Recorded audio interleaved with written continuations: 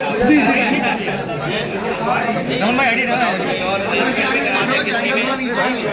Restaurant में करा दें। नहीं सर, ठीक है ठीक है बिल्कुल। रोल है रोल भाई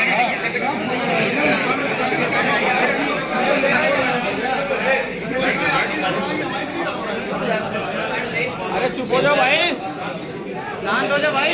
इस बार मुझे कई बार आने का मौका मिला है, कई कार्यक्रमों में शामिल हुआ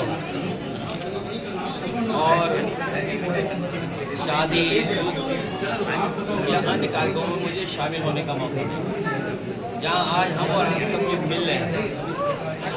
लाला पहलवान हमारे साथ उस समय रहा जिस समय हम लोग रथ चलाते थे और बहुत ही कम उम्र का लाला पहलवान था, बहुत ही कम उम्र का लाला पहलवान था। हम लोग लगातार जब भी किसी कार्यक्रम में जाते थे, ये हमेशा सेवा के भाव से हमारे साथ रहते थे। आज जब वो हमारे बीच नहीं है तो इस दुख की घड़ी में मैं परिवार के लोगों से मिलने आया हूँ और इसके साथ साथ हमें कानपुर आने का कई बार मौका मिला है और मिलता रहा। जब मैं आ रहा था तो मैंने मेट्रो के पिलर और मेट्रो की लाइन देखी। ये वही मेट्रो है जो कभी समाजवादियों ने शुरू की थी और जब वापस लौट करके सड़क पे जाएंगे हम लोग 12 की तरफ जब चलेंगे तो पनकी हमें दिखाई देगी, ऊंची चिमनियां, वो भी समाजवादियों की देन है। अगर इसी सड़क से आगे निकल जाए हम लोग भोगनीपुर या और उस तरफ जहां पर घाटमपुर, वहां भी कुछ न कुछ समाजवादियों का काम दिखाई देगा। कहीं अमूल का कारखाना, कहीं निवेली लिग्नाइट का बड़ा कारखाना जो बिजली का लग रहा है। ये वो है जो हम बोल रहे हैं। कई कारखाने समाजवादियों की इंडस्ट्रियल पॉलिसी के तहत उन कारखानों का या एक्सपेंशन हुआ या उन्होंने शुरुआत की या उस समय की इंडस्ट्रियल पॉलिसी से सहयोग लेकर के आगे बढ़े। भविष्य में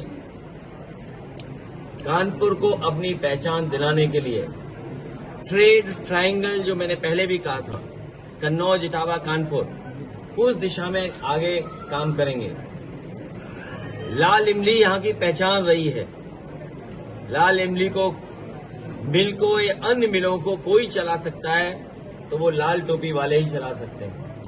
भविष्य में लाल टोपी वाले ही लाल इमली को चलवाएंगे और कानपुर के विकास को गति देने का काम करेंगे।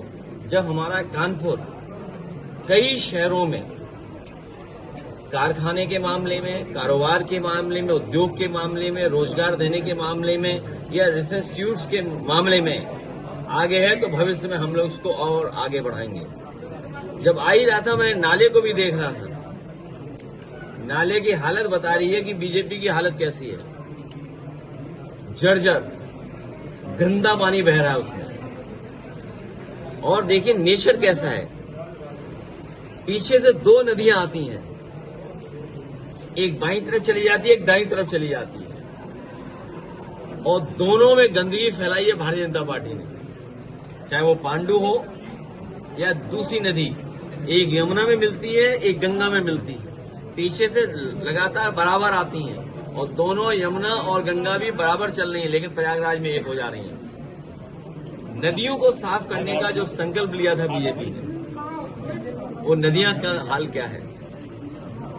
अभी तक तो हम लोग कालीन भाई, कोडीन भाई, कानपुर आते आते किडनी भाई भी मिल गए।